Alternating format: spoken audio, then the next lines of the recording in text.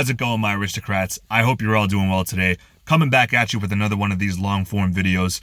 And today, we're going to be talking about English culture and the wisdom that we can derive from English culture to improve our self-improvement journeys.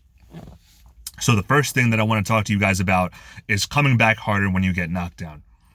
So there's an English poet by the name of Rudyard Kipling. I'm sure that many of you are familiar with him and familiar with his works. However, he made this one poem titled The Wrath of the Awakened Saxon, and this is a poem that really resonates with me as well. What this poem is about is it's about how if you commit so many injustices and infractions against the English as a people, they will internalize it, and they will keep building it up and building it up and adding it up and adding it up until one day they come back at you harder than you could have ever expected. And this is something that we see dating back even to the time of the Vikings, when the Vikings had invaded England. Because when they had come to England, they had committed horrible atrocities. They had murdered and raped and pillaged all throughout the English countryside and the English cities. However, the English did not give up. They internalized this, and they kept building it up and building it up and building it up, infraction after infraction after infraction, until one day, the English had come back at them harder than the Vikings ever could have anticipated. And the Vikings eventually were driven from England. That brings me on to the point of how we can apply this to our self-improvement journey. When you are on self-improvement, when you're doing something like nofap, or when you're going to the gym, or when you're trying to eat healthy, when you're trying to get your life on track, there's going to be some times when you're going to fail. There's going to be some times when you don't follow your schedule. There's going to be some times where you stray from what you're supposed to be doing.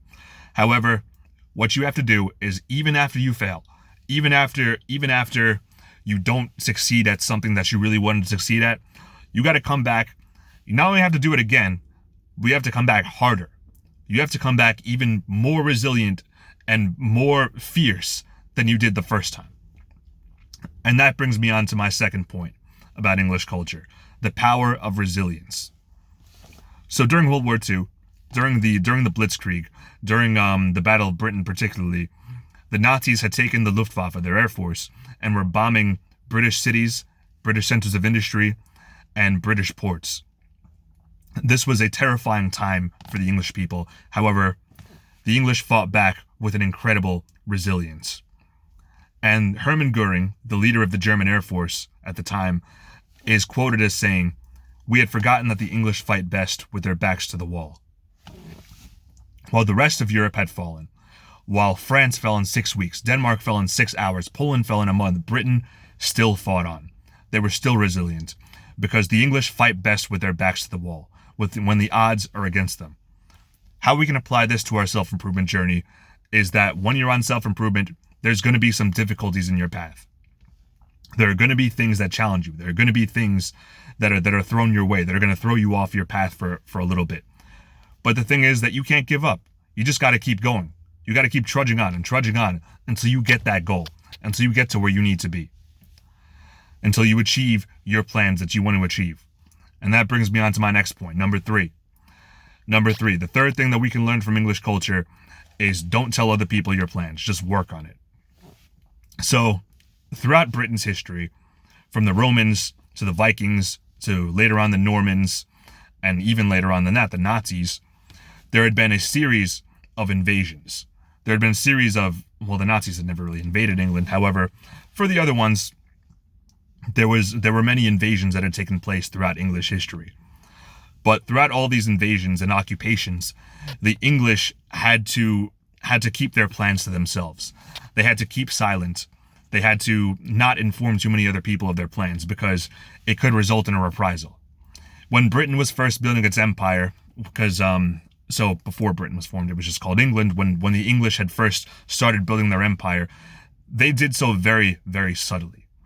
So let's compare this to the Spanish Empire, for example. The Spanish Empire was very overt in its conquests because it was the power of its time. It could afford to be. However, when the English had wanted to come onto the world stage, they did so a little bit more subtly. They didn't make their plans exactly clear. And they had done so more as trading companies and as raiders and privateers more than as overt conquerors at first. They had to be very subtle about it because they feared reprisal. And reprisal is this recurring theme that we see all throughout British history. We see it during the time of the Romans. We see it during the time of the Vikings especially. This is when we see it the most, when the English wanted to unite and the Vikings wanted to suppress that idea of English unity. So the English had to keep those plans to themselves. And the same thing goes for the Normans, when the Normans had invaded England.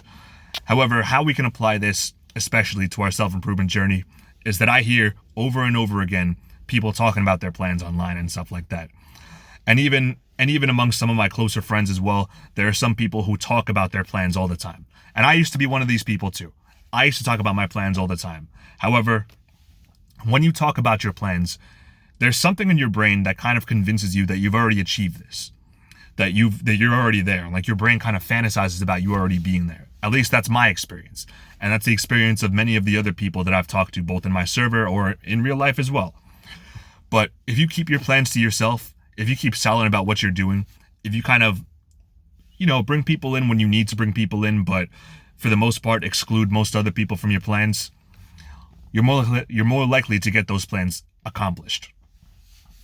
As a good friend of mine had once told me, real G's move in silence. It's kind of funny to say, but it's true. It's true. Because if you look at most rich people today even, most of these people did not tell other people their plans. They kept their plans not hidden per se, but they brought people in when they needed to bring people in. They brought people in when it was most beneficial for them to bring that person or those group of people in. But for the most part, they didn't go around preaching to the world, oh, I'm going to do this, I'm going to do that, I'm going to create Google, I'm going to build an empire in the case of Britain. They weren't going around proclaiming this at first. They had to keep it to themselves, and they had to slowly build up to that because they knew that it was going to take time. And they knew that they didn't want any kind of reprisal or anything of that sort. But that is one of the greatest gifts of English culture. Keeping those plans to yourself, making sure that you move in silence, but you move nonetheless. And when you move in silence, you're going to succeed. That's going to be it for this one, guys. I'll see you all in the next one. It's been a pleasure, and peace.